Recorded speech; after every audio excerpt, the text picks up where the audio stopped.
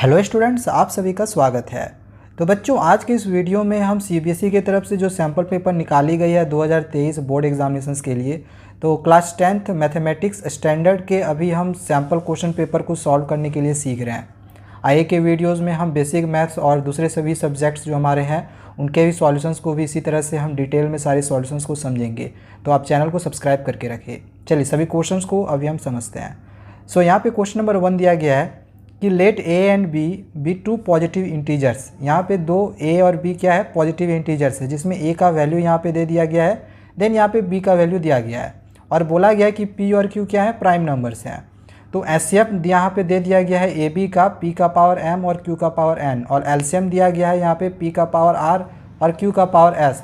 तो हमें यहाँ पे एम प्लस एन और आर प्लस एस का हमें वैल्यू फाइंड करने के लिए बोला गया है। तो देखो यहाँ पे जो ए का वैल्यू था ये हम यहाँ पे लिख लिए, बी का वैल्यू लिख लिए, एचसीएफ हमें निकालना है इन दोनों का। तो एचसीएफ हम इन दोनों का चलिए निकालते हैं। देखो एचसीएफ जब हम निकालते हैं ना तो इसका जो छोटा वाला पावर है वो लेते हैं। जैसे पी का पावर यहाँ पे 3 है और पी का पावर 2 है, तो दोनों का जो छोटा पावर होगा, जैसे छोटा पावर पी का पावर 2 है तो ये हो गया, ठीक है। इसी तरह से क्यू का पावर 4 है, क्यू का पावर 3 है, तो एचसीएफ क्या हो जाएगा, क्यू का पावर 3, ओके।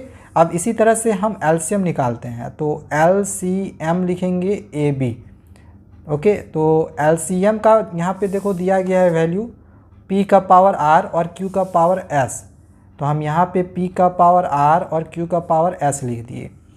अच्छा, अब एलसीएम में क्या करेंगे, जो बड़ा पावर है वो लेते हैं। जैसे पी का पावर यहाँ पे 3 है, यहाँ पे पी का पावर 2 है, तो जो बड़ा पावर है पी का पावर 3 है इसको लेंगे।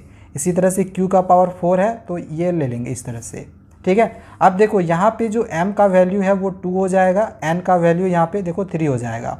तो m का वैल्यू 2 हो गया, n का वैल्यू 3 हो गया। इसी तरह से r का वैल्यू यहाँ पे देख लो, r का वैल्यू कितना हो जाएगा, 3 हो जाएगा, और यहाँ पे s का वैल्यू क्या हो जाएगा, 4, ठीक है। s का वैल्यू कितना हो जाएगा, 4। सबको हम इक्वेट कर दिए हैं। देन यहाँ पे निकालने के लिए बोला गया है m प्लस n और r प्लस s, तो m प्लस n यहाँ पे मल्टीप्लाई हो जाएगा r प्लस s। तो m प्लस n, m का वैल्यू कितना है, 2 है, n का वैल्यू कितना है, 3 है। देन मल्टीप्लाई का साइन देंगे, r का वैल्यू 3 है, प्लस s का वैल्यू 4 है। ये दोनों आप प्लस कर लो, 5 हो जाएगा, ये दोनों आप प्लस कर लो, 7 हो जाएगा, 5 7 जा 35। सो ये हम लोग का आंसर हो जाएगा। यहाँ पे देखो 35 है, ये आंसर हो गया। देन आइए क्वेश्चन नंबर 2 देखते हैं। इसमें देखो क्या लिखा गया है कि p एक प्राइम नंबर है। तो प्राइम नंबर का जो फैक्टर होता है, आपको पता होगा कि प्राइम नंबर का जो फैक्टर होता है वो या तो वो उसी के टेबल में आएगा या फिर 1 के टेबल में आएगा, फैक्टर यही दोनों होगा। देन आगे यहाँ पे बोला गया है द क्वाड्रेटिक इक्वेशन। तो क्वाड्रेटिक इक्वेशन का आपको फॉर्मेशन आप लोग को पता होगा, फॉर्मूला क्या होता है क्वाड्रेटिक इक्वेशन के लिए। क्वाड्रेटिक इक्वेशन का फॉर्मूला होता है x square minus alpha plus beta X plus alpha beta. Quadratic equation का ये स्टैंडर्ड फॉर्म होता है, ठीक है। ऐसे A X square plus B X plus C भी होता है, लेकिन ये भी एक फॉर्मूला होता है क्वाड्रेटिक इक्वेशन का, ओके। तो ये एक्स स्क्वायर है, इसको जैसे का वैसे रख लो। अब एक को ये अल्फ़ा मान लो और एक को ये आप बीटा मान लो। तो अल्फ़ा के जगह पे आप पी रख लोगे, बीटा के जगह पे आप 1 रख लोगे। देन एक्स है प्लस अल्फ़ा बीटा, यानी कि यही दोनों मल्टीप्लाई हो जाएगा, पी मल्टीप्लाई 1, तो पी और 1 को मल्टीप्लाई करेंगे तो पी होगा। सो ये हम लोग का आंसर निकल जाएगा, ठीक है। X square minus p plus 1x plus p is equal to 0, ठीक है। हो गया क्वेश्चन नंबर 2। अब चलिए आगे हम क्वेश्चन नंबर 3 को सीखते हैं बनाने के लिए। सो यहाँ पे ये जो क्वेश्चन दिया गया था P X square minus 2x plus 3p, तो इसको यहाँ पे लिख लेते हैं। fx बराबर क्या दिया गया है, fx बराबर दिया गया है P X square minus 2x plus 3p, और यहाँ पे दिया गया है alpha plus beta is equal to alpha beta. अब यहाँ पे आपने फॉर्मूला पढ़ा होगा sum of the roots product of the roots. Roots का देखो ये सम है, ये रूट्स का प्रोडक्ट है। तो सम ऑफ द रूट्स का फॉर्मूला होता है माइनस बी बाई ए, और इसका फॉर्मूला होता है सी बाई ए। अब देखो ये आपका हो जाएगा, ये आपका ए है, ये वैल्यू हो जाएगा बी का, और ये वैल्यू पूरा हो जाएगा सी का। तो माइनस है, माइनस डाल दिए, बी के जगह पे वैल्यू क्या रखेंगे, -2, और a के जगह पे वैल्यू क्या रखेंगे, p।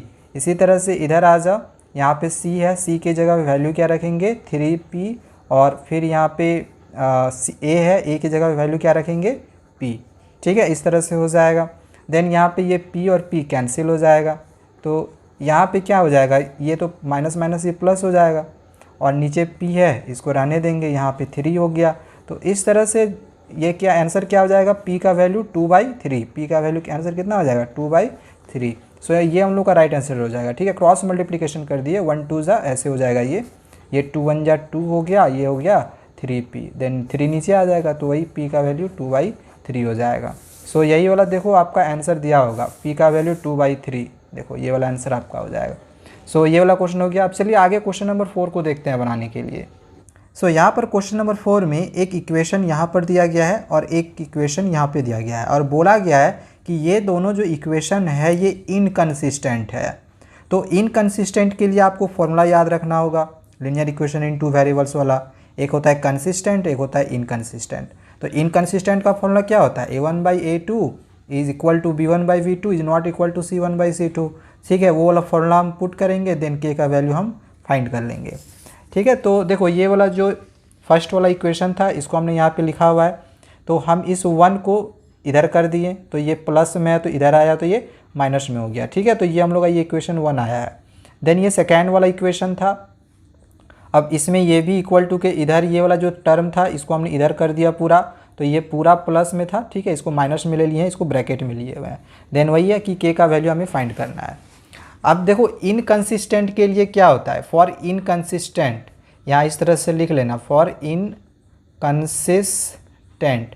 इनकंसिस्टेंट के लिए फॉर्मूला क्या होता है, a1/a2 is equal to b1/b2 is not equal to c1/c2। ठीक है, a1 b1 और c1 या फिर a2 b2 c2 क्या है आप लोगों को पता ही होगा। ये हो गया a1 का वैल्यू, ठीक है, यहाँ पे मैं लिख दे रहा हूँ।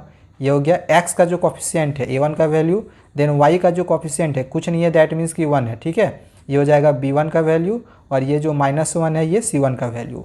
बिल्कुल इसी तरह से ये वाला पूरा जो x का कॉफिशिएंट है ये हो जाएगा a2 का वैल्यू, ये y का जो कॉफिशिएंट है k-1 ये हो जाएगा b2 का वैल्यू, और ये पूरा यहाँ -b, ठीक है, ये हो जाएगा c2 का वैल्यू। तो a1 के जगह पे आप देख लो आपको क्या रखना है 3, तो a1 के जगह पे हमने यहाँ पे क्या रख दिया 3।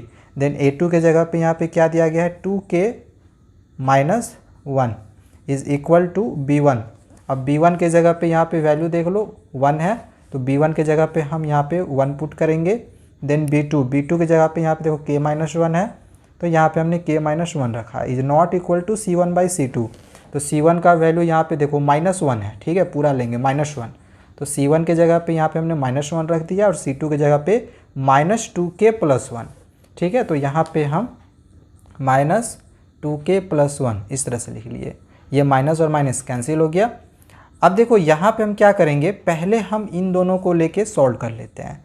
ओके, तो ये दोनों लेके जब हम सॉल्व करेंगे तो ये क्रॉस मल्टीप्लिकेशन ऐसे होगा, तो ये 3 इसके साथ आके मल्टीप्लाई हो जाएगा, तो ये जब इससे मल्टीप्लाई हो जाएगा तो क्या होगा, ये 3k इस तरह से -3 1 जा 3, और ये इधर 1 से मल्टीप्लाई होके पूरा जैसे का वैसे होगा, यानी कि 2k-1।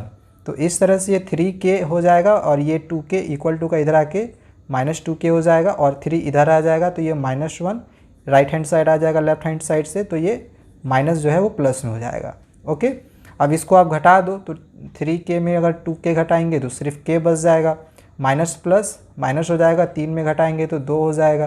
तो k का वैल्यू जो हमें फाइंड करने के लिए बोला गया था, देखो फाइंड हो गया, यही तो हमें निकालना था। देखो यहाँ से हमें k का जो वैल्यू फाइंड करने के लिए बोला गया था 2 आया ना, देखो k का वैल्यू 2 हो गया।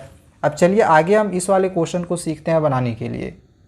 सो इस क्वेश्चन में क्या दिया गया है कि PQRS एक पैरेललोग्राम है, जिसमें P का यहाँ पे कोऑर्डिनेट दिया गया है, Q का कोऑर्डिनेट दिया गया है, और R का कोऑर्डिनेट दिया गया है, और S का वैल्यू मतलब S का जो कोऑर्डिनेट है वो हमें फाइंड करने के लिए बोला गया है। तो देखो इसको हम कैसे बनाएंगे, जो P का कोऑर्डिनेट था इसको ले लिए, Q का ले लिए, R का ले लिए, S का कोऑर्डिनेट यानी कि इसका X और Y हमें निकालना है। तो PQRS ये क्या है, एक पैरेललोग्राम है। तो हम क्या कर रहे हैं कि एक पैरेललोग्राम का यहाँ पे फिगर ड्रॉ कर ले रहे हैं, ठीक है। देन यहाँ पे ये PQRS हम इस तरह से ले लिए।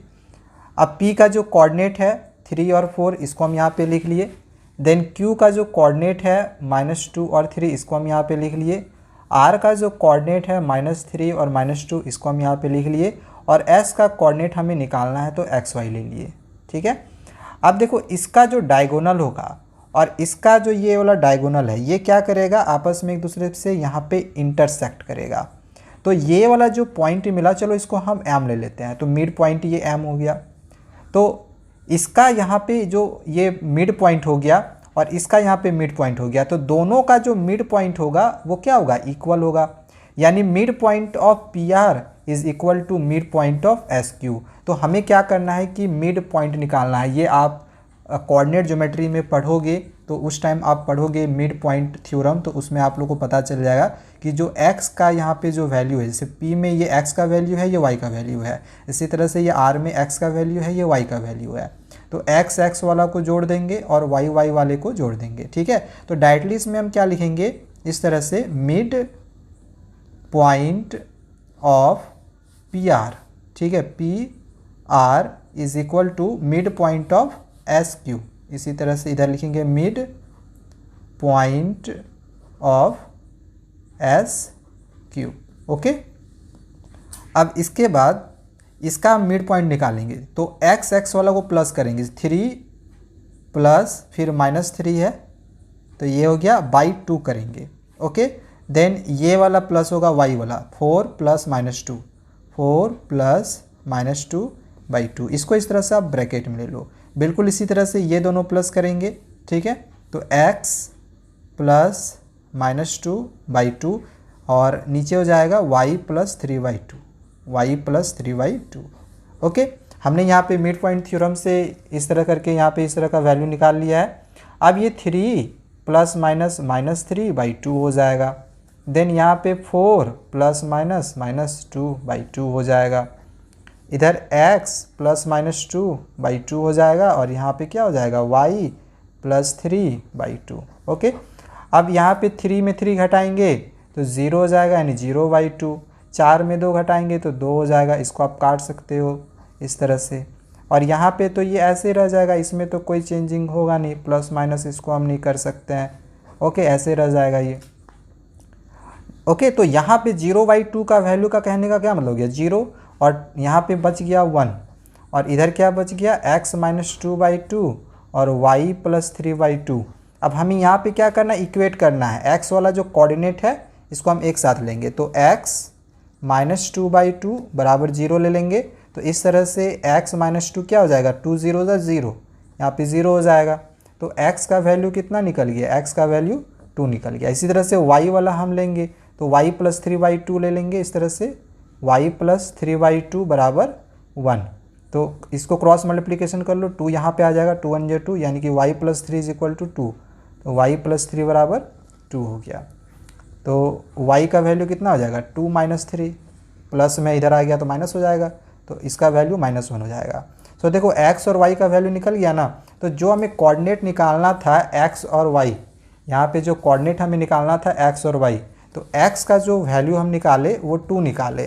ठीक है, तो कोऑर्डिनेट ऑफ यहाँ पे लिखेंगे इस तरह से, कोऑर्डिनेट ऑफ क्या निकालना था, s, x y बराबर s।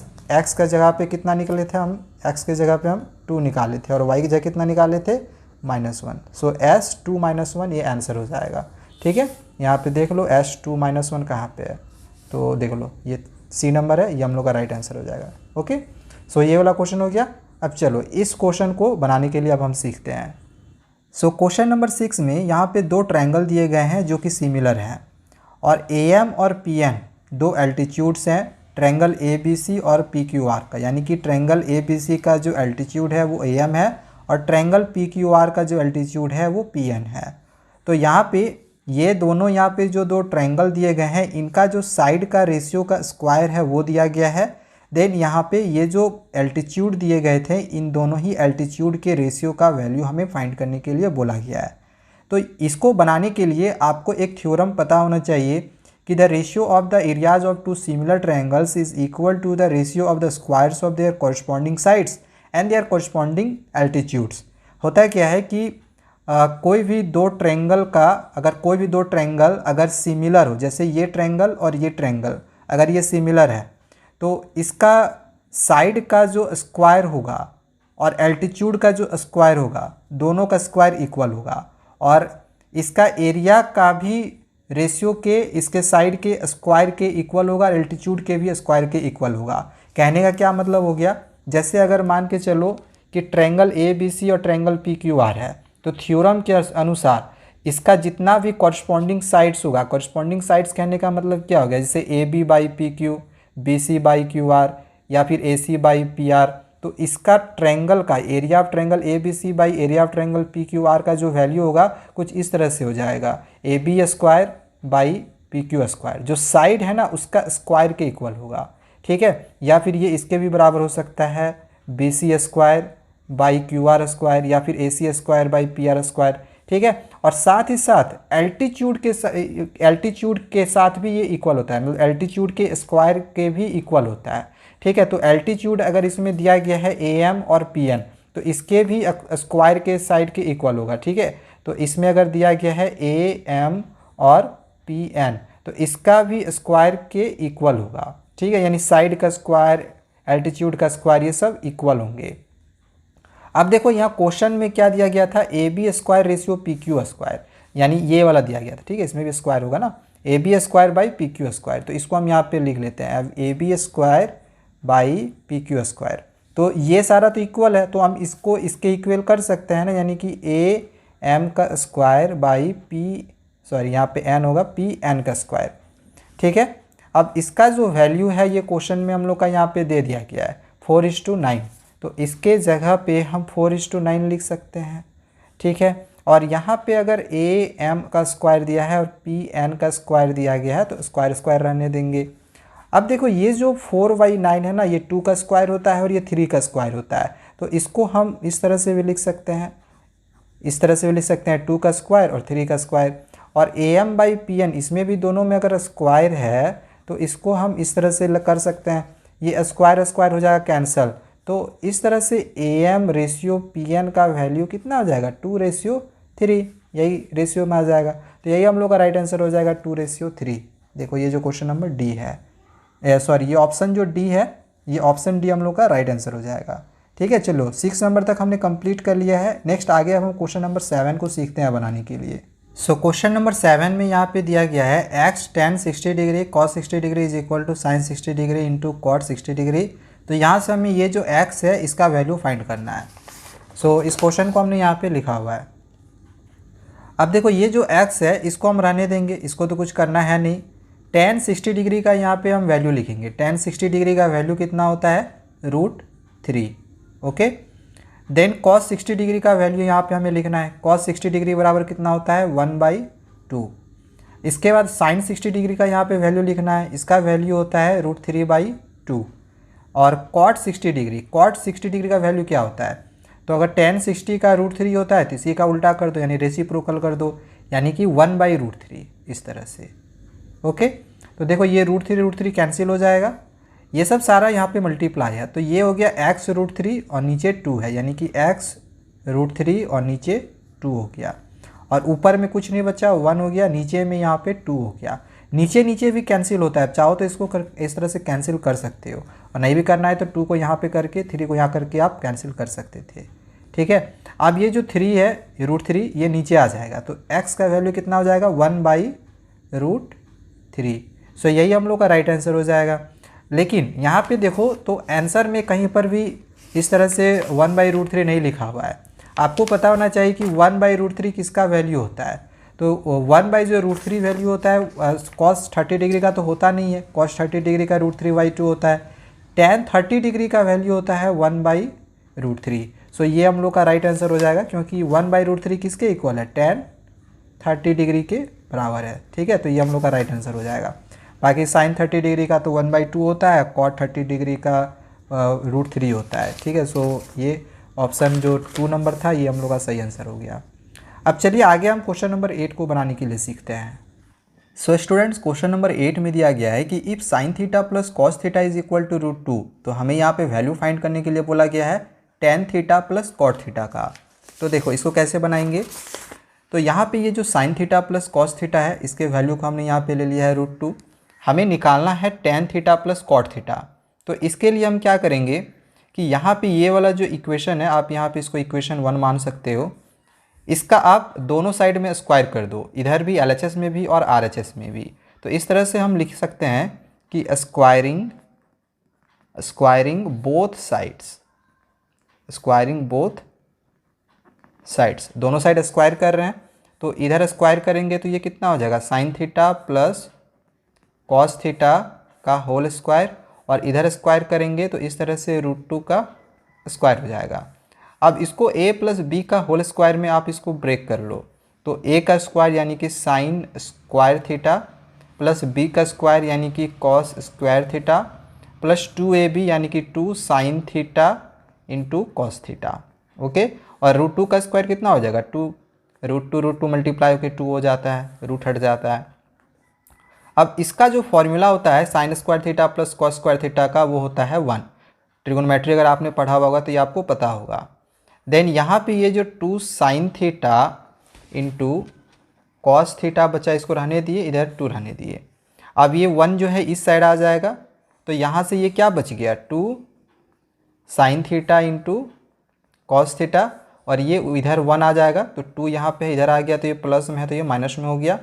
ठीक है, तो 2 sine theta into cos theta का वैल्यू 1 हो गया। अब 2 को नीचे कर दो, तो यहाँ से sine theta into cos theta का वैल्यू कितना हो जाएगा, 1/2। इसको आप इक्वेशन 2 मान लो, क्योंकि यहाँ पे हमने 1 माना हुआ है। अब देखो क्वेश्चन में हमें यहाँ पे tan theta plus cot theta का वैल्यू निकालने के लिए बोला गया है, तो हम यहाँ पे लिख लेते हैं वही वाला वैल्यू। ठीक है, tan theta plus cot theta. अब इसको साइन कॉस के टर्म में हम ब्रेक करते हैं, क्योंकि यहाँ पे साइन कॉस के टर्म में हमें वैल्यू मिला है। सो टेन थीटा का एक फॉर्मूला हमने पढ़ा हुआ है, sine theta by cos theta, plus है कॉट थीटा का हमने एक वैल्यू पढ़ा हुआ है, एक formula cos theta by sine theta. Okay, ये हमने ऑलरेडी पढ़ रखा है। इन दोनों का एलसीएम निकालेंगे तो ये हो जाएगा sine theta into cos theta, sine theta into cos theta. अब देखो यहाँ कॉस थीटा मिल गया, तो साइन थीटा मल्टीप्लाई होके क्या हो जाएगा, साइन स्क्वायर थीटा प्लस, अब यहाँ पे साइन थीटा मिल गया, तो कॉस थीटा इससे मल्टीप्लाई हो जाएगा, तो ये हो जाएगा कॉस स्क्वायर थीटा, और इसका वैल्यू होता है 1। फॉर्मूला हमने पढ़ा हुआ है, sine square theta plus cos square theta is equal to 1 होता है। तो ये हो गया 1, और नीचे कितना बच गया, sine theta into cos theta. अब देखो इक्वेशन 2 में ना sine theta into cos theta का वैल्यू 1/2 है, तो इसके जगह पे हम 1/2 पुट करेंगे, तो यहाँ पे इस तरह से 1/2 हो गया, तो 2 क्या हो जाएगा, ऊपर चला जाएगा इस 1 के पास, तो 2 1 यहाँ पे 2 हो जाएगा। सो ये हम लोग का राइट आंसर हो जाएगा 2। अब यहाँ पे ऑप्शन देख लो, क्या 2 कहीं दिया हुआ है, तो यहाँ पे है, सो ये राइट आंसर हो गया। अब चलिए आगे हम क्वेश्चन नंबर 9 को सीखते हैं बनाने के लिए। सो स्टूडेंट्स, क्वेश्चन नंबर 9 यहाँ पे दिया गया है कि यहाँ पे एक फिगर है जिसमें दिया गया है कि DE और BC ये दोनों पैरेलल है। इसमें AE का वैल्यू दे दिया गया है A यूनिट, इसी तरह से EC का वैल्यू दे दिया गया है B यूनिट, और DE और BC का वैल्यू यहाँ पे दिया गया है X और Y। अब क्वेश्चन में पूछा जा रहा है कि इसमें से कौन सा ट्रू है। अब देखो जब आप इस क्वेश्चन को देखोगे ना, तो आपके माइंड में पहले यही आएगा कि ये थेल्स थ्योरम का क्वेश्चन है, बट ये थेल्स थ्योरम का क्वेश्चन नहीं है, ये सिमिलरिटी का क्वेश्चन है। थेल्स थ्योरम का क्वेश्चन तब रहता है जब ये वाला जो X और Y का वैल्यू है यहाँ पर रहता, तब वो थेल्स थ्योरम का क्वेश्चन रहता। लेकिन अगर ये क्वेश्चन यहाँ पे दे दिया गया है तो सब समझ लो कि यहाँ पे ये दोनों ट्रायंगल के लिए ये क्या हो जाएगा, एक सिमिलरिटी वाला क्वेश्चन बन जाएगा। ठीक है, तो हमें सबसे पहले इस क्वेश्चन में क्या करना पड़ेगा कि ये जो ट्रायंगल है ADE और ABC, इन दोनों ट्रायंगल को पहले हमें सिमिलर दिखाना होगा प्रूफ करके। सो हमने यहाँ पे यही दोनों ट्रायंगल को लिया हुआ ADE और ABC, इन दोनों ट्रायंगल को हम सिमिलर प्रूफ करेंगे। तो सिमिलर प्रूफ करने के लिए कुछ कंडीशन चाहिए, या तो एंगल इक्वल होना चाहिए या तो साइड। तो यहाँ पे देखो ये वाला जो एंगल होगा और ये वाला जो एंगल है ये कॉरस्पॉन्डिंग एंगल्स है। कॉरस्पॉन्डिंग एंगल्स क्या होता है, इक्वल होता है। ठीक है, अब कॉरस्पॉन्डिंग एंगल क्या होता है, जिन बच्चों को समझ में नहीं आता होगा यहाँ पे मैं बता दे रहा हूँ। जैसे इसमें DE और BC पैरेलल है, तो यहाँ पे हमने दो पैरेलल साइड से ले लिए हैं। ठीक है, दोनों जो यहाँ पे पैरेलल लाइंस थे उसको ले लिया हमने। देन यहाँ से हमने एक ट्रांसवर्सल ड्रॉ कर लिया। अब यहाँ पे ये देखो, ये ट्रांसवर्सल के एक ही साइड में, इस साइड वाला, इधर एक हमने एंगल लिया है, इसको कहते हैं एक्सटीरियर, और ये हो गया अंदर में तो इसको कहते हैं इंटीरियर, और इधर हो गया फिर एक्सटीरियर। ठीक है, तो एक एंगल हम लेते हैं एक्सटीरियर में और एक एंगल लेते हैं हम इंटीरियर में। ठीक है। तो यहाँ पे हम लोग एक एंगल लिए एक्सटीरियर में और यहाँ पे एक एंगल लिए इंटीरियर में, तो इसी को कहा जाता है कॉरस्पॉन्डिंग एंगल्स। इसी तरह से देखो यहाँ पे हम ये वाला अंदर में एक एंगल ले सकते हैं, यहाँ पे एक हमने बाहर में ले लिया। अब इसी को हम यहाँ पे नहीं ले लेंगे, ठीक है, अंदर बाहर मतलब यहीं पे नहीं, ये फिर लीनियर पेयर हो जाएगा। आपको इसका इधर लेना है, ठीक है, इस वाले लाइन पे और एक इस वाले लाइन पे। तो यहाँ पे ये वाला जो एंगल है और ये वाला एंगल है कि ये अंदर है ये बाहर है, ठीक है, एक ही साइड में है, तो इसी को कहते हैं कॉरस्पॉन्डिंग एंगल्स। और कॉरस्पॉन्डिंग एंगल्स इक्वल होता है। बिल्कुल इसी तरह से यहाँ पर भी है, ठीक है, ये दोनों क्या है, पैरेलल्स हैं और ये है ट्रांसवर्सल। तो इसमें से देखो ये वाला एक बाहर में एंगल आ रहा है और इसके एक अंदर में एंगल आ रहा है, तो ये दोनों इक्वल हो जाएगा, यानी कि ADE और ABC ये दोनों इक्वल आ रहा है। तो यहाँ पे हम लोग लिख सकते हैं कि एंगल ADE बराबर एंगल ABC, कॉरस्पॉन्डिंग एंगल से ये इक्वल है, तो यहाँ पे कॉरस्पॉन्डिंग एंगल से लिख दिए। ओके, देन यहाँ पे आगे आते हैं। इसी तरह से ये एंगल और ये एंगल इक्वल है, AED और ACB, तो यहाँ पे हम लोग लिख लेते हैं वही चीज़, angle AED equal to angle ACB, ये भी कॉरस्पॉन्डिंग एंगल से इक्वल है। तो दो कंडीशन हमें मिल गया, तो ये दोनों ट्रायंगल क्या हो गया, सिमिलर हो गया। देयरफॉर हम लोग लिख सकते हैं कि ट्रायंगल ADE सिमिलर है ट्रायंगल ABC का। और आपने ये पहले भी पढ़ा होगा कि अगर दो ट्रायंगल सिमिलर है तो उसके जो साइड्स होते हैं वो प्रोपोर्शनल में हो जाते हैं, ठीक है। यहाँ पे आप बाई AA सिमिलरिटी लगा सकते हो इस तरह से, क्योंकि दो एंगल हमने लिया हुआ है। तो अगर दोनों ट्रायंगल ये सिमिलर है, ठीक है, तो इसके जो साइड्स होंगे वो प्रोपोर्शनल में हो जाएंगे। जैसे ये ट्रायंगल और ये ट्रायंगल, ये दोनों ट्रायंगल सिमिलर है, ये ट्रायंगल और ये ट्रायंगल, ये दोनों ट्रायंगल सिमिलर है, तो इसके जो साइड्स हैं वो प्रोपोर्शनल में हो जाते हैं। प्रोपोर्शनल में कहने का क्या मतलब है, जैसे AD बाई AB, इसी तरह से DE बाई BC या फिर AE बाई AC, ये सब प्रोपोर्शनल हो जाएंगे, बाई में हो जाएंगे, यानी रेशियो में। अब जैसे यहाँ पे वैल्यू देख लो, किसका वैल्यू दिया गया है, AE का वैल्यू दिया गया है, ठीक है। तो यहाँ से हम AE ले रहे हैं इसका, ठीक है, तो AE ले रहे हैं, तो यहाँ अगर ये ले रहे हैं तो यहाँ से क्या लेंगे, AC लेंगे, ठीक है, AC ले लिए, ये इक्वल हो जाएगा। और अब देखो एक वैल्यू यहाँ पे दिया गया है X DE, तो DE यहाँ पे ले रहे हैं, ठीक है, DE ले रहे हैं, तो यहाँ पे DE, तो अगर यहाँ पे ऐसे ये दोनों ले रहे हैं तो ये दोनों यहाँ पे लेंगे, यानी BC लेंगे। अब इसका वैल्यूज़ खाली पुट कर दो, एक AE का वैल्यू कितना है, A है, तो AE के जगह पे A रख दिए। इसी तरह से AC का वैल्यू, AE का देखो A है और EC का B है, तो पूरा निकालेंगे तो A प्लस B हो जाएगा, तो AC का वैल्यू पूरा A प्लस B हो गया, ठीक है। देन इसी तरह से DE का वैल्यू, तो DE का वैल्यू X है और BC का Y है, तो DE का X और BC का Y। अब यहाँ से हमें या तो X या फिर Y का वैल्यू निकालना है, ठीक है, क्योंकि क्वेश्चन में यहाँ पे देखो X Y का वैल्यू निकाला गया है, तो या तो X या फिर Y का वैल्यू निकालो। अब देखो एक यहाँ पे X बाई Y है, तो X बाई Y तो निकला है, यानी कि A by A plus B निकला है, तो ये तो वैल्यू होगा नहीं, X बाई Y का A बाई B दिया गया, ये होगा नहीं। तो यहाँ से X या Y का वैल्यू हमें फाइंड करना है, ठीक है। तो हम क्या करते हैं, क्रॉस मल्टीप्लिकेशन, इसको इससे मल्टीप्लाई, इसको इससे मल्टीप्लाई। तो इसको अगर हम इससे मल्टीप्लाई किए तो X A प्लस B हो गया, इसको इससे मल्टीप्लाई किए तो AY हो गया। देन ये वाला अगर नीचे कर दे तो यहाँ से हम X का वैल्यू फाइंड कर सकते हैं AY by A plus B। अब देख लो क्या AY by A plus B कहीं है, तो हाँ AY by A plus B है, तो ये हम लोग का राइट आंसर हो गया। समझ में आ गया होगा। चलिए अब आगे हम इस वाले क्वेश्चन को सीखते हैं बनाने के लिए। सो स्टूडेंट्स, क्वेश्चन नंबर 10 में यहाँ पे दिया गया है कि ABCD एक ट्रापीजियम है जिसमें AD और BC ये दोनों पैरेलल है। देखो यहाँ पे हमने फिगर ड्रॉ किया हुआ है कि ABCD ये एक ट्रापीजियम है जिसमें ये जो BC और AD है ये दोनों पैरेलल है, तो यहाँ पे हमने पैरेलल दिखा दिया। देन यहाँ पे आगे AD का वैल्यू 4 सेंटीमीटर दिया गया था, इसको हम यहाँ पे लिख लिए हैं। इसके बाद डायगोनल AC और जो BD है, ये डायगोनल AC और ये जो BD है ये दोनों इंटरसेक्ट करता है O पर, तो इसको यहाँ पे लिखा गया है। देन AO बाई OC और DO बाई OB का वैल्यू यहाँ पे दिया गया है 1/2, इसको हम यहाँ पे लिख लिए। तो हमें BC का वैल्यू फाइंड करने के लिए बोला गया है, ये जो BC है इसका वैल्यू हमें फाइंड करना है, ठीक है। और AD का वैल्यू ये 4 सेंटीमीटर यहाँ पे दिया गया था, ठीक है, 4 सेंटीमीटर। तो देखो ये वाला जो क्वेश्चन है ना, ये भी आपका सिमिलर वाला से ही क्वेश्चन लिया गया है, सिमिलरिटी ऑफ ट्रायंगल से। हमें क्या करना होगा कि ये ट्रायंगल है और यहाँ पे ये जो एक ट्रायंगल है, इन दोनों ट्रायंगल्स को हमें पहले सिमिलर दिखाना होगा, ठीक है। इसके बाद जो साइड्स है उसको हम प्रोपोर्शनल ले लेंगे, दोनों साइड्स को, तो बन जाएगा।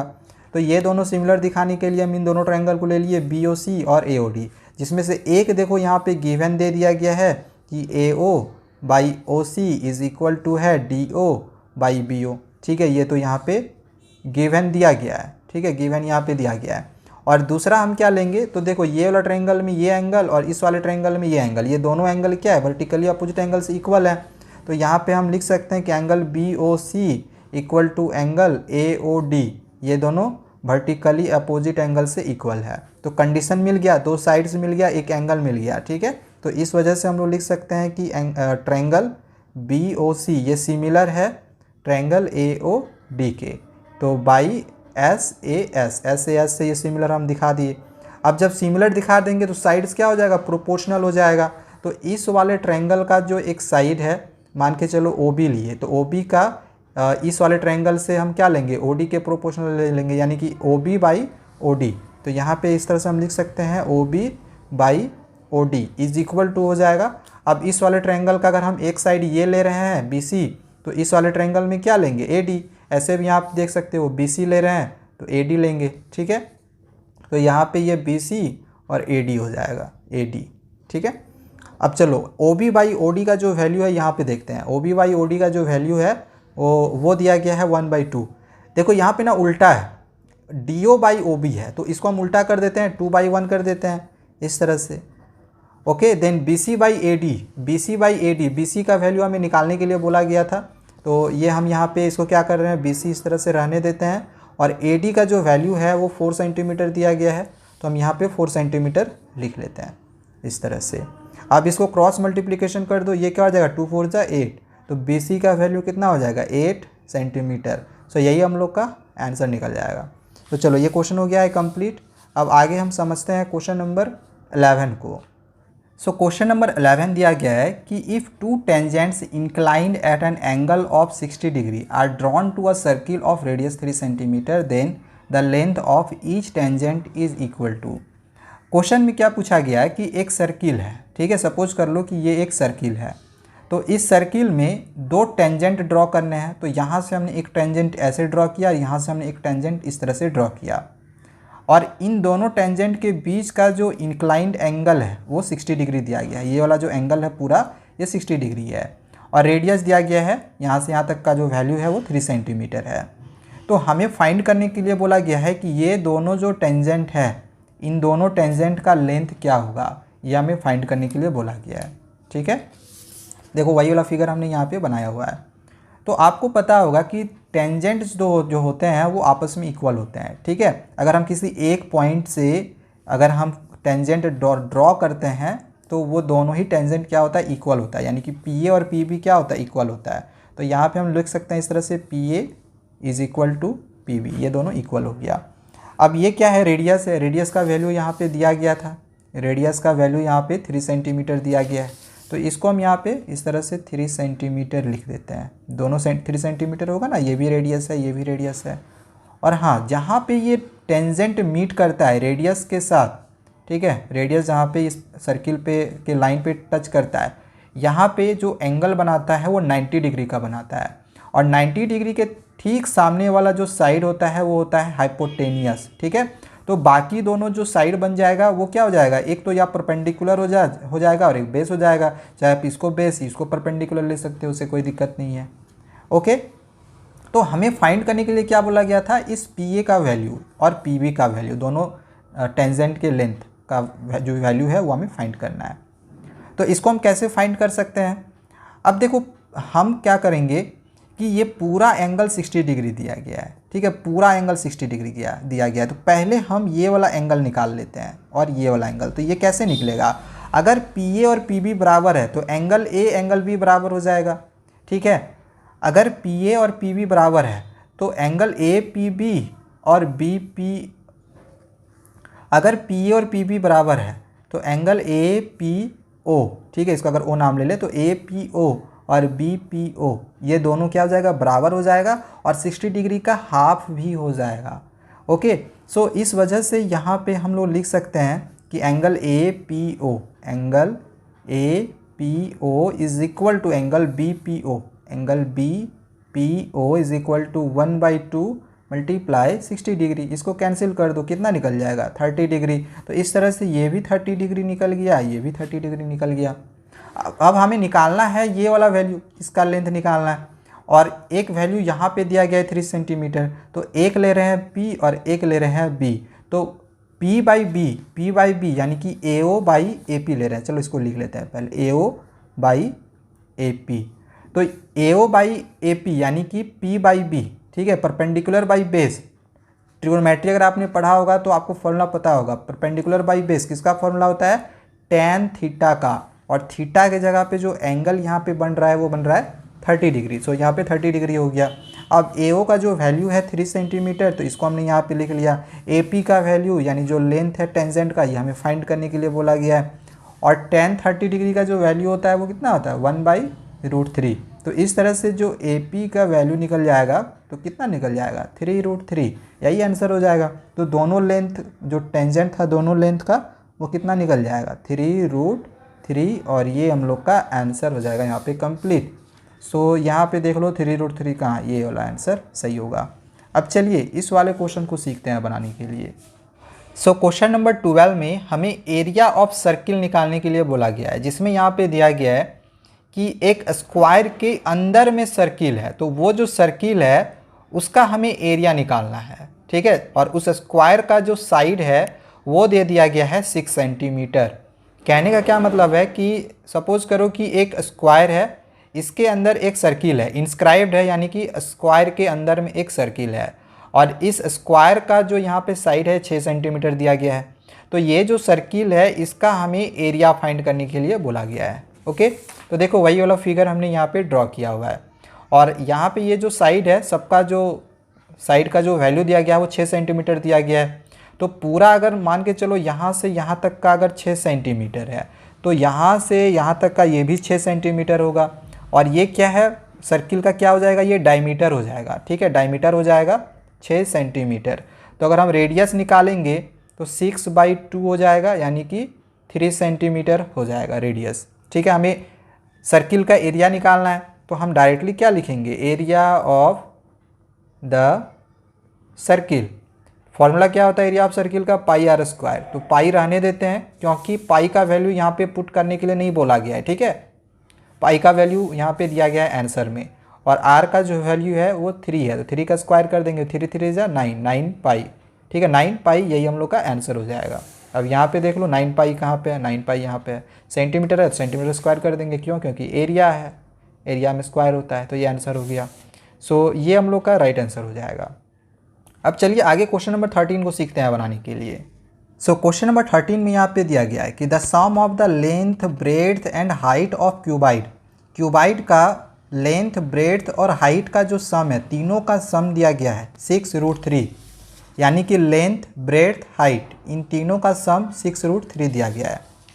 देन आगे इसमें दिया गया है कि the length of its diagonal, इसका डायगोनल दिया गया है 2√3। तो हमें यहाँ पे निकालने के लिए बोला गया है total surface area of the cuboid. Total surface area of the cuboid का फॉर्मूला क्या होता है, तो इसका फॉर्मूला मैं यहाँ पे लिख दे रहा हूँ, 2LB + BH + HL। ओके, तो ये हमें फाइंड करना है। सो डायगोनल के टर्म में सरफेस एरिया ऑफ क्यूबाइड का फॉर्मूला क्या होता है, तो √L² + B² + H का स्क्वायर, ठीक है। और यहाँ पे ये हम ले लेते हैं 2√3। हम क्या करेंगे, इस रूट को पहले हम हटाने का कोशिश करेंगे, तो इसके लिए क्या करेंगे, दोनों साइड में हम स्क्वायर लगा देंगे। तो इस तरह से लिखेंगे, squaring both side, squaring both sides. Okay, तो इसमें स्क्वायरिंग करेंगे तो रूट हट जाएगा, सिर्फ क्या बच जाएगा, L² + B² + H का स्क्वायर, और इसका स्क्वायर करेंगे तो क्या हो जाएगा, 2 2 जा 4, और √3 मल्टीप्लाई करके 3 हो जाएगा, तो 4 3 जा 12 हो जाएगा, ठीक है। इसको क्या करो, इक्वेशन 1 मान लो।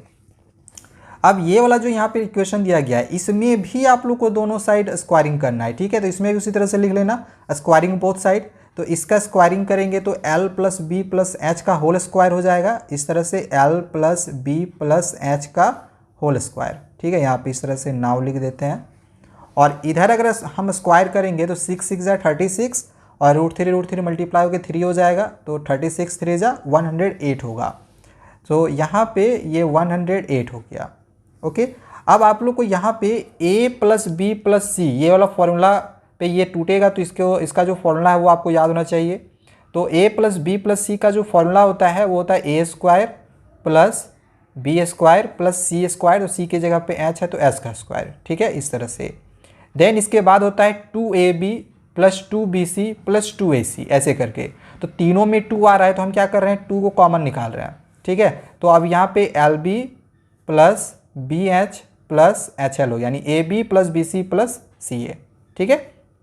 फॉर्मूला पे हम इसको ब्रेक कर दिए a plus B plus C का होल स्क्वायर में, और ये जो 108 है इसको हम ऐसे रहने देंगे। अब देखो यहाँ पे इक्वेशन 1 में ये जो एल स्क्वायर बी स्क्वायर और एच स्क्वायर तीनों का सम का जो यहाँ पे वैल्यू हमें मिला था, तो इसके जगह पे हम पुट कर सकते हैं। ये 12 जो है इसके जगह पे आ जाएगा, यहाँ पे 12 हो जाएगा। देन यहाँ पे 2lb plus bh plus HL, इसको हम ऐसे ही रहने देंगे। अब ये वाला 12 जो है राइट हैंड साइड के आज इधर आ जाएगा, तो इधर ये ऐसे ही रहेगा 2lb plus bh plus HL equal to 108 minus 12।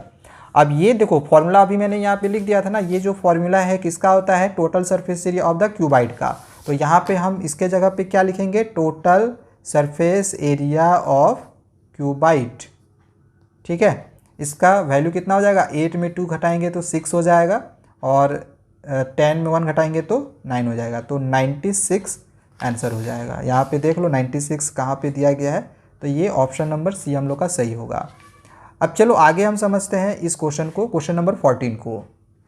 So students question number 14 में क्या दिया गया है कि मोड और मीडियन का जो डिफरेंस है वो दिया गया है 24, यानी कि मोड माइनस मीडियन इसका वैल्यू दिया गया है 24। तो इसको हमने यहाँ पे लिख लिया है, मोड माइनस मीडियन इसका वैल्यू दिया गया है 24। देन आगे इसमें दिया गया है, इसमें फाइंड करने के लिए बोला गया है मीडियन और मीन के डिफरेंस को, ठीक है। मीडियन और मीन के डिफरेंस को फाइंड करना है। तो देखो इसका एक फॉर्मूला होता है, मीन मोड मीडियन। जब आप पढ़ोगे तो आपको पता चल जाएगा कि मोड का एक फॉर्मूला होता है 3 मीडियन माइनस 2 मीन, ओके। अब देखो इसको हम बनाएंगे कैसे, तो ये जो मोड है ना इसको आप यहीं पे इसको रहने दो, हमें वैल्यू फाइंड करना है मीडियन माइनस मीन। तो ये जो 3 मीडियन है ना इसको हम अलग अलग करने का कोशिश करते हैं, ठीक है। मीडियन को क्या करते हैं, 3 मीडियन है तो एक मीडियन को अलग कर देते हैं और 2 मीडियन को हम इस तरह से अलग कर देते हैं, ठीक है। 2 और 1 3 मीडियन हो जाएगा ना, और ये -2 मीन है इसको आप रहने दो। और ये जो मीडियन है ना ये इक्वल टू का इधर कर दो, तो राइट हैंड साइड से लेफ्ट हैंड साइड जा रहा है तो प्लस में है, ये माइनस में हो जाएगा। तो ये कितना हो जाएगा, mode minus median is equal to, यहाँ पे देखो ये 2 मीडियन माइनस 2 मीन होगा, तो 2 अगर आप यहाँ से कॉमन निकाल लो तो ये कितना हो जाएगा, मीडियन माइनस मीन, इस तरह से हो जाएगा। अब देखो मोड माइनस मीडियन इसका जो वैल्यू है ये यहाँ पे 24 दिया गया था, ठीक है, इसका वैल्यू 24 दिया गया है। तो इसके जगह पे हम यहाँ पे 24 पुट कर सकते हैं, और ये 2 यहाँ जैसे का वैसे हो जाएगा, और ये हो गया मीडियन माइनस मीन। अब ये 2 इसके नीचे आ जाएगा, तो मीडियन माइनस मीन का वैल्यू क्या हो जाएगा, मीडियन माइनस मीन, इसका वैल्यू कितना हो जाएगा, तो 24/2, इसको कैंसिल कर लो, 2 1 जा 2, 2 2 जा 4, तो इसका वैल्यू कितना निकल गया, 12। तो यही हम लोग का जो आंसर है वो हम लोग का कंप्लीट हो जाएगा 12, ठीक है। यहाँ पे आंसर देख लो 12 होगा। 14 का देखो यहाँ पे बी में ऑप्शन दिया गया है 12। अब चलिए नेक्स्ट आइए क्वेश्चन नंबर 15 को सीखते हैं बनाने के लिए।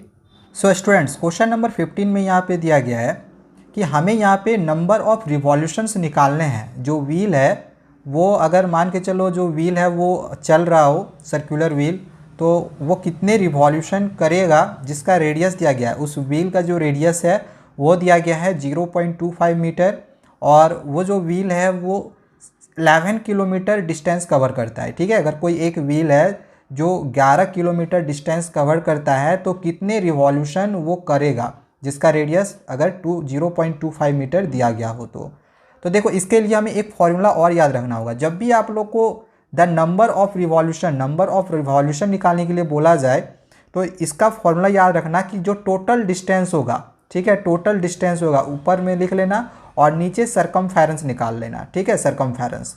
तो ये हो जाएगा आपका total number of revolution, total distance by circumference, ठीक है। तो यहाँ से जो वैल्यूज़ दिए गए थे रेडियस का, इसको हम यहाँ पे लिख लिए हैं 0.25। देन यहाँ पे डिस्टेंस दिया गया था 11 किलोमीटर, इसको हम यहाँ पे लिख लिया है।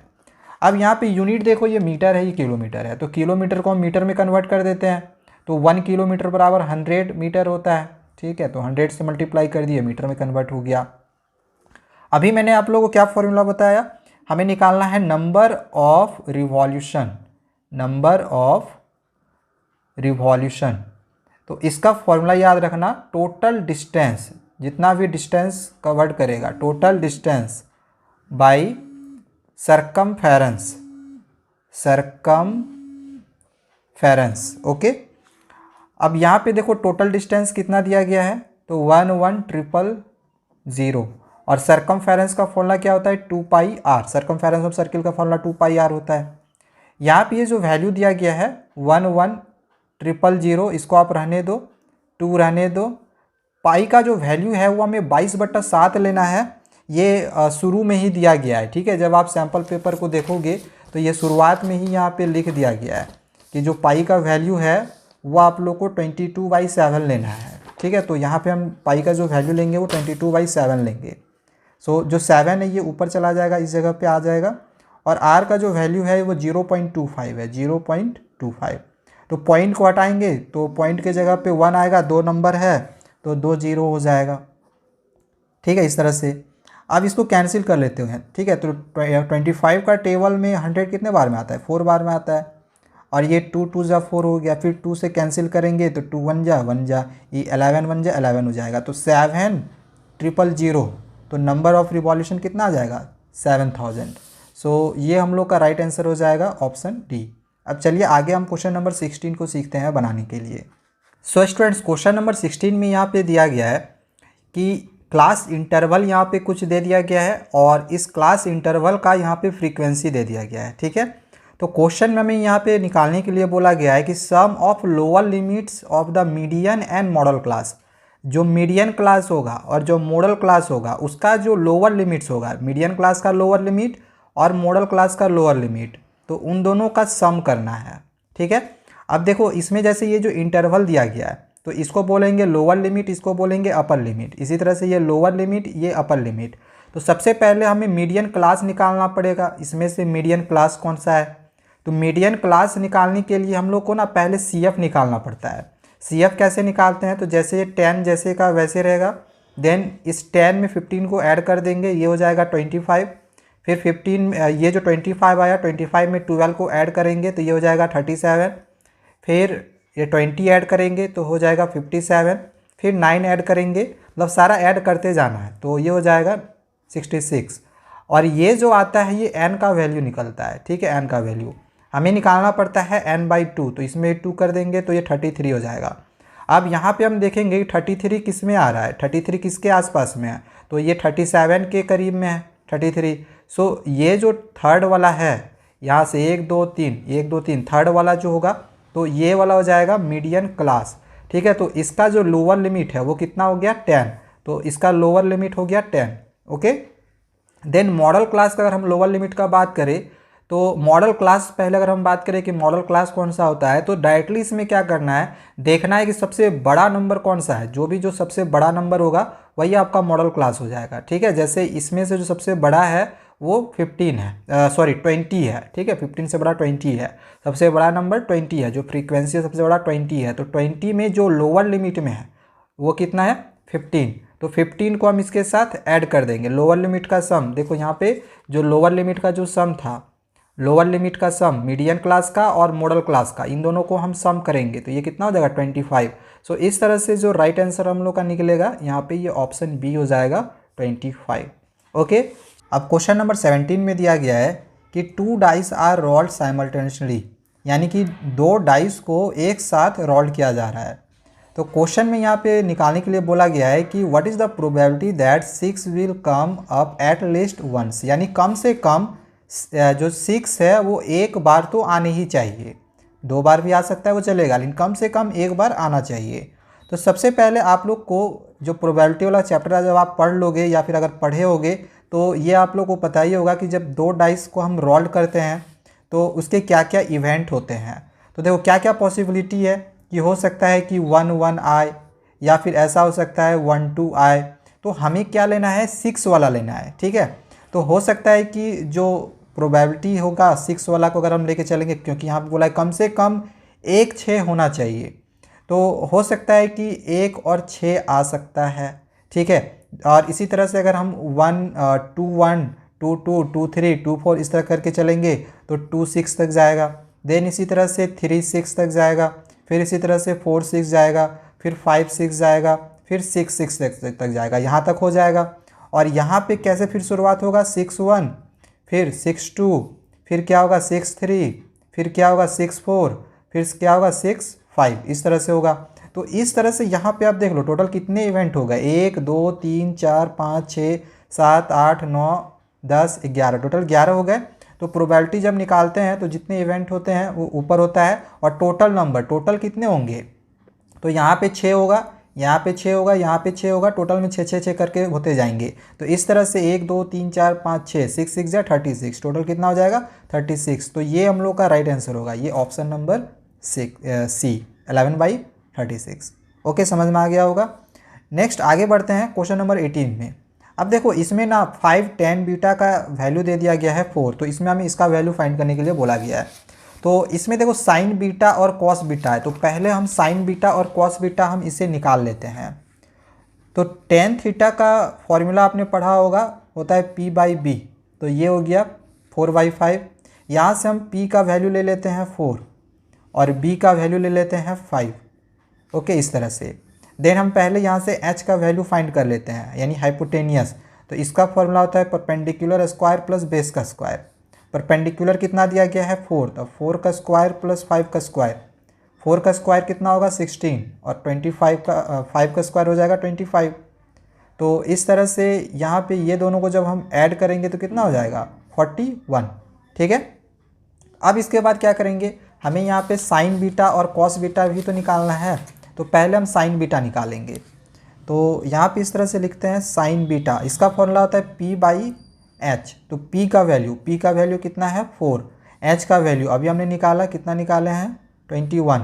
इसी तरह से कॉस बीटा, तो कॉस बीटा का फॉर्मूला होता है b/h। तो b का वैल्यू यहाँ पे देख लो, हमने निकाला हुआ है 5, तो यहाँ पे ये 5 हो गया, और h का वैल्यू यही √41। अब यहाँ पे जो हमें निकालने के लिए बोला गया था इसको देखेंगे, यानी 5 sine beta minus 2 cos beta. तो इसको हम यहाँ पे लिख लेते हैं 5 sine beta minus 2 cos beta. Then नीचे यहाँ पे लिखा गया है 5 sine beta plus 2 cos beta, ठीक है, क्वेश्चन में ये दिया गया था। अब ये जो 5 है इसको यहाँ पे रहने दो। साइन बीटा का जो वैल्यू यहाँ पे दिया गया है 4/√41, इसको यहाँ पे लिख लेते हैं 4/√41। यहाँ माइनस है, -2 है 2। कॉस बीटा का जो वैल्यू है 5/√41, इसको यहाँ पे लिख लो। देन यही वाला सारा है, बस यहाँ माइनस के जब प्लस है, तो फटाफट इसको हम क्या करते हैं, सारा इस तरह से लिख लेते हैं, ठीक है। चलो यहाँ पे इतना आ गया। अब इसको सॉल्व करते हैं, बस हमें सॉल्व ही करना है। 5 4 जा कितना हो जाएगा 20, और देखो √41 नीचे में है, तो इसको हम इस तरह से कर लेते हैं, ठीक है, एक ही बार। ये माइनस है, 2 5 जा कितना हो गया 10। इसी तरह से 5 4 जा यहाँ पर भी 20 हो जाएगा, और 5 2 जा 10, यहाँ पर भी 10 हो जाएगा, यहाँ पर भी 2 5 जा 10 हो जाएगा, और यहाँ पे √41 इस तरह से ये हो जाएगा कैंसिल, ठीक है। √41 कैंसिल, इसको घटा लो, तो 20 में 10 घटाएंगे तो 10 हो जाएगा, 20 + 10 प्लस करेंगे 30 हो जाएगा, ये कैंसिल हो जाएगा, आ जाएगा 1/3। सो ये हम लोग का जो ए नंबर है ये हम लोग का राइट आंसर होगा। अब देखो यहाँ पे 2 असर्टेशन रीजन क्वेश्चन पूछे गए हैं, इसको समझते हैं। दिया गया product of 2 numbers is 5780। 2 number का जो प्रोडक्ट है उसका वैल्यू दिया गया है 5780, और इसका अगर हम HCF निकालते हैं उन दोनों नंबर्स का तो 70 आएगा, ऐसा यहाँ पे लिखा गया है। HCF इसका 17 आएगा, और अगर HCF 17 है तो जो उसका LCM का वैल्यू होगा वो 340 होगा, ऐसा यहाँ पे दिया गया है। तो यहाँ पे देख लेते हैं क्या LCM का वैल्यू 340 आ रहा है। तो आपको क्या करना है, फॉर्मूला याद रखना है, प्रोडक्ट ऑफ 2 नंबर्स बराबर HCF × LCM होता है। तो अगर हम एलसीएम निकालेंगे तो product of two number by HCF हो जाएगा। तो जब आप इतना बाई इतना करोगे, जब इसको आप कैंसिल करोगे तो ये 340 आ जाएगा। आप काट के देख लेना, ठीक है, आ जाएगा इतना। तो इस हिसाब से देखा जाए तो जो असर्टेशन है ये हम लोग का ट्रू है, ये हम लोग का ट्रू है, सही है। और रीज़न में इसमें क्या दिया है कि एचसीएफ हमेशा एलसीएम का फैक्टर होता है, सही है, ये भी ट्रू है। कैसे कि मान के चलो अगर हम कोई भी दो नंबर लेते हैं, जैसे कोई भी आप दो नंबर ले लो, जैसे हम यहाँ पे 6 और 8 लेते हैं, अगर हम इसका एलसीएम निकालेंगे तो 6 और 8 का एलसीएम कितना होगा, आई थिंक 24 होगा, ठीक है। और अगर आप इसका एचसीएफ निकालोगे, सॉरी एलसीएम 24 होगा, अगर आप इसका एचसीएफ निकालोगे तो एचसीएफ कितना निकलेगा, एचसीएफ 2 निकलेगा, ठीक है। तो आप यहाँ पे देख सकते हो कि जो एलसीएम का, अगर हम एलसीएम का फैक्टर करेंगे तो देखो 2 1 2 2 2 4 2 3 6, तो 2 फैक्टर निकल रहा है ना, 2 तो फैक्टर निकल रहा है। तो ये आपका बिल्कुल सही होगा कि हमेशा क्या होगा कि एलसीएम का फैक्टर होता है एचसीएफ, हमेशा एलसीएम का फैक्टर एचसीएफ होता है। तो ये जो रीज़न है ये भी हम लोग का ट्रू है। सो यहाँ पे ऑप्शन ए दिया गया है कि असर्टेशन सही है, रीज़न भी सही है, चलो ठीक है। लेकिन जो यहाँ पे रीज़न दिया गया है ना कि एचसीएफ हमेशा एलसीएम का फैक्टर होता है इस क्वेश्चन के लिए, अगर हम इसको बनाते हैं तो ये रीज़न हम लोग का यहाँ पे गलत दिया गया है, ठीक है। करेक्ट, सॉरी, रीज़न गलत सही है, बट इसकी जो एक्सप्लेनेशन दी गई है वो गलत दिया गया है। ऐसा यहाँ पे एलसीएम जो एचसीएफ है वो हमेशा एलसीएम का फैक्टर होता है, इस वजह से ये 340 आंसर नहीं आया, ठीक है ना, इस वजह से नहीं आया है। Product of two numbers is equal to HCF into LCM होता है, इसके वजह से ये आंसर आया है, ठीक है। तो जो हम लोग की यहाँ पे एक्सप्लेनेशन दी गई है वो गलत है, असर्टेशन भी सही है, रीज़न भी सही है, लेकिन जो एक्सप्लेनेशन है वो गलत है। तो ये जो आंसर है वो हम लोग का नहीं होगा, ठीक है, क्योंकि इसमें करेक्ट एक्सप्लेनेशन बोला गया है, तो ये तो है नहीं, क्योंकि एक्सप्लेनेशन गलत है। तो एक्सप्लेनेशन गलत वाला यहाँ पे सही है, देखो असर्टेशन भी सही, रीज़न भी सही, और जो आर का यानी कि रीज़न का जो एक्सप्लेनेशन है वो सही नहीं है, करेक्ट नहीं है। सो ये हम लोग का राइट आंसर होगा, ठीक है। राइट एक्सप्लेनेशन सही कब होता है, एक्सप्लेनेशन सही तब होता जब यहाँ पे जैसे दिया गया था कि जो एलसीएम निकला वो 340 निकला है, तो 340 अगर ये निकला है तो इसके वजह से अगर निकलता, ठीक है, इसके वजह से निकलता, जो रीज़न दिया गया था उसके वजह से निकलता, तब ये स्टेटमेंट, तब इसका जो एक्सप्लेनेशन होता वो सही होता। अब जैसे हम इस 20 नंबर को बनाएंगे तो आपको अच्छे से समझ में आ जाएगा। जैसे क्या दिया गया कि if the coordinates of the mid points of side A B and A C of triangle A B C are, यहाँ पे दो कोऑर्डिनेट दे दिया गया है डी और ई का। तो देखो इस क्वेश्चन में क्या दिया गया कि एक ट्रायंगल है, ठीक है, एक ट्रायंगल है ए बी सी, इसको हम यहाँ पे ले लेते हैं ए बी सी, जिसमें यहाँ पे दे दिया गया है कि साइड्स ए बी और ए सी का जो मिड पॉइंट है, ए बी और ए सी का जो मिड पॉइंट है, इसका जो मिड पॉइंट है ये मान के चलो इस तरह से 3 5 है, और इसका जो मिड पॉइंट है ये यहाँ पे दिया गया है -3 और फिर से -3 है, ठीक है, -3 -3। तो यहाँ पे बी सी का जो वैल्यू दिया गया है वो दिया गया है 20 यूनिट। अब देखो यहाँ पे क्वेश्चन रीजन में क्या दिया गया, line joining the mid points of 2 sides of a triangle is parallel to the third side and equal to half of it. अब इसका कहने का क्या मतलब हो गया कि यहाँ पे जो हमने मिड पॉइंट बनाया है, ठीक है, इन दोनों मिड पॉइंट को अगर हम ज्वाइन करते हैं तो ये जो मिड पॉइंट होगा ये इस साइड के पैरेलल होगा और इसका ये आधा होगा, मतलब ये 20 है तो ये 10 होगा, ठीक है, ये आधा हो जाएगा। अब कैसे आधा होगा, चलो देखते हैं क्या ये सही हो रहा है या फिर नहीं। तो हमें पहले ना यहाँ से यहाँ तक का डिस्टेंस निकालना होगा। तो डिस्टेंस फॉर्मूला आप लोग आगे चल के पढ़ोगे, अगर नहीं पढ़ा हुआ है तो इसका जो डिस्टेंस फॉर्मूला जब निकालेंगे तो होता है x2 - x1 का होल स्क्वायर, रूट में हम लोग लेते हैं इस तरह से x2 - x1 का होल स्क्वायर। तो अगर यहाँ 3 है या -3 है तो 3 माइनस प्लस हो जाएगा, तो डायरेक्टली हम यहाँ पे कर लेते हैं 3 + 3 का होल स्क्वायर, माइनस होता है, फिर माइनस यहाँ पे दिया गया था, माइनस प्लस हो जाता है, ठीक है। देन यहाँ प्लस होता है, फिर y2 - y1 का होल स्क्वायर, जैसे 5 है, फिर यहाँ माइनस लिखते हैं, फिर -3 है तो माइनस यहाँ पे प्लस हो जाएगा, ठीक है, इसका स्क्वायर। तो सॉरी यहाँ 3 और 3 6 होगा, ठीक है, 3 और 3 6 होगा, 5 और 3 यहाँ पे 8 हो गया। तो 6 का स्क्वायर करेंगे तो ये कितना होगा 36, और 8 का स्क्वायर करेंगे तो कितना होगा 64। इन दोनों को प्लस करेंगे तो कितना होगा 100, इसका स्क्वायर रूट कर देंगे तो निकल जाएगा 10, ठीक है, स्क्वायर रूट करेंगे तो 10 निकल जाएगा। तो इस तरह से इसका जो वैल्यू निकला वो 10 निकला। तो देखो जो रीज़न यहाँ पे दिया गया था कि दोनों मिड पॉइंट को अगर हम ज्वाइन करते हैं तो एक तो ये पैरेलल है, सही है, ये तो पैरेलल है ही है, साथ ही साथ इसका ये आधा भी हो रहा है, आधा भी हो रहा है, बिल्कुल सही है। तो यहाँ पे देखा जाए तो असर्टेशन भी सही है, रीज़न भी सही है, और जो एक्सप्लेनेशन की गई है ना वो भी बिल्कुल सही है। सो इस वजह से ये जो ऑप्शन ए है ये हम लोग का राइट आंसर हो जाएगा। ठीक है, तो इस तरह से हमने अभी क्वेश्चन नंबर 20 तक बनाने के लिए सीख लिया है। अब बच्चों नेक्स्ट वीडियो में मैं आप लोग को सेक्शन बी के जितने क्वेश्चंस हैं और इसके बाद आगे जितने भी सेक्शंस हैं तो उन क्वेश्चंस को समझेंगे। ये वाली वीडियो ऑलरेडी लंबी हो चुकी है, तो मैं आप लोग को सेक्शन वाइज सारी क्वेश्चंस प्रोवाइड करवा दूंगा जल्दी। आज ही वीडियो आ जाएगी, आज कल तक में, तो चैनल को आप सब्सक्राइब करके रखें। सो मिलते हैं नेक्स्ट वीडियो में बहुत ही जल्दी। Thank you, bye bye.